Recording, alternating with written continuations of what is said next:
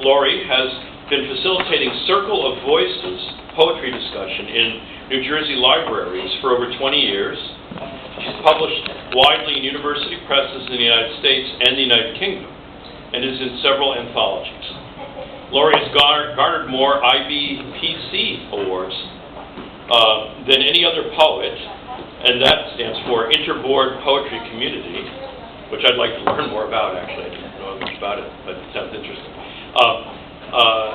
Dews and Other Sorrows is her sixth volume of poetry. Her fifth, La Dogaressa and Other Poems, were both published by Cowboy Buddha Press. Prior to this, in 2016 and 2017, she received, in both of those years, the New Jersey Poets Prize for work in The Bloomsburys and Other Curiosities by Kelsey Books, and Gertrude Stein's Salon and Other Legends by Blue Horse Press. She had work nominated for a Pushcart Prize for several poems by different editors in 2016, 17, 18, and 19. She understands she is more likely to die from a lipstick falling on her head from a 7th-story window than receive a pushcart, but prays for the former and not the latter. Laurie is currently poet in residence at the West Milford Township Library, where Circle of Voices continues to meet. And it's my great pleasure at this time to bring up Laurie Byro.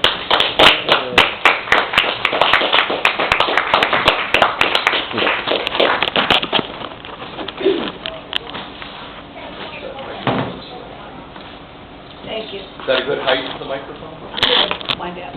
Okay. Can you hear me? Is that all right? I just leave that as prop in case I need it. Push it down a little bit. I can move it down. It has plenty of weight. This little mount here. Really tight this really well.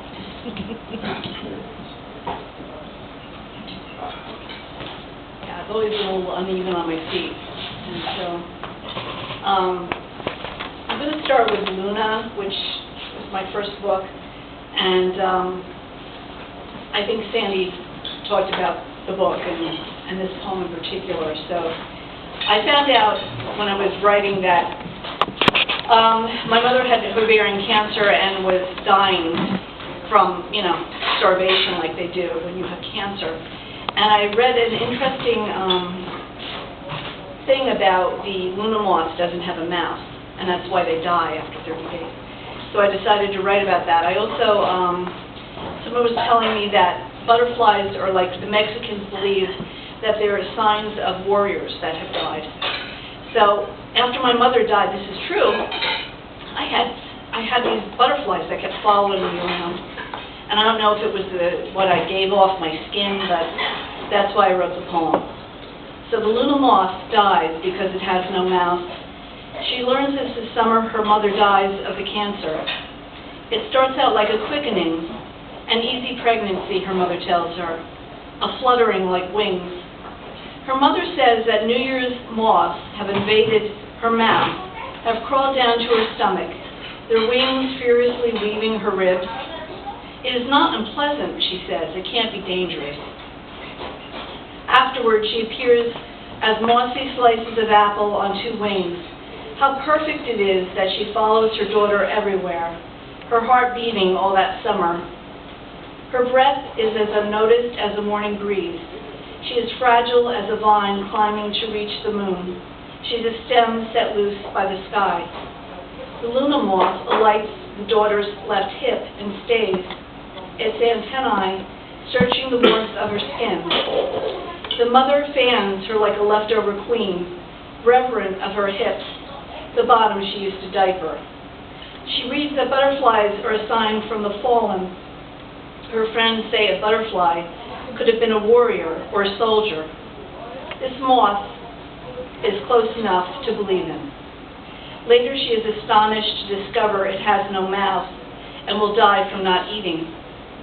There are no trembling lips, no parched mouth to take in its last truth.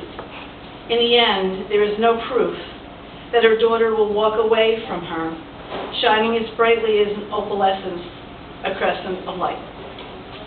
Thank you.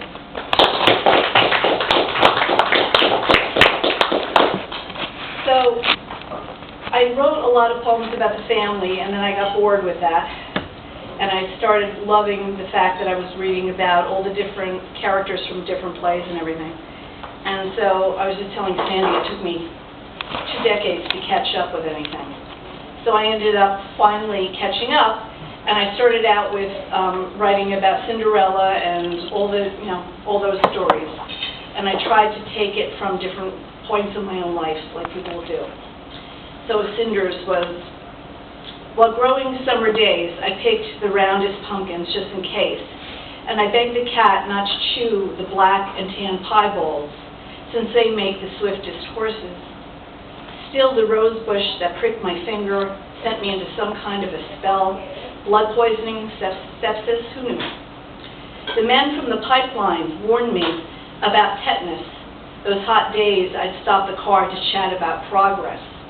But that night, it all came together. I swear the lizard had piercing brown eyes, a leather swagger. He hummed through malty breath, riders on the storm. Sucked the amber like you wanted my lip. He advised you better get your kicks. The lead horse was like a burning barn horse. It was he who crashed the carriage, head over heels. I tumbled, ripped my best push-up, my curly hair Rapunzel loose. My coach spat me out. What an entrance. I spun into the lobby, reeking of a long night ahead, a borrowed beer, a promise from a lizard king. Later, after they all scampered back into their green brambles, I sat on the step with a moon-dusty throat, wondering how was I to endure another night of pinched toes, gazing adoringly at a grotty, valiant dew. Who knew? I had my chance and I blew it. To be safe, well, it's the hurricane of caution. Once I had taken the reins of a galloping night, each pumpkin seed forced into the earth, my render its baffling escape. I was too busy overlooking all those handsome creatures while I turned princess into lizards.